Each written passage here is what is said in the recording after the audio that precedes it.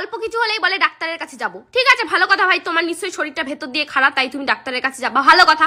ডাক্তারের কাছেও গেছে, ওষুধ দিয়েছে, ওষুধ এনে আর খায় না, ওষুধ কিনে ফিনে সব নিয়ে এসছে কিন্তু খায় না। আমি বললাম ওষুধগুলো খাও, এ কি ডাক্তার খেতে বলেছে তো, ডাক্তারের কাছে গেলা, ডাক্তার তো ওষুধ খেতে বলেছে, এগুলো খাও। বলছে ওনার কথা মতো নাকি, তো ওনার কথা মতো না, তুমি তাহলে গেলে কেন ওনার কাছে? বলছে কি উনি যা বলবে তাই হবে নাকি? আমার আরে ওষুধগুলো খেতে বলেছে তো, আমার কথা মতো আর ওনার কথা মতো কি? খেতে বলেছে, এগুলো খেতে হবে তো, না শরীর ঠিক হবে কি করে? বলছে তুই জানিস আমি একদম 2 লিটার জল খাই সারাদিন।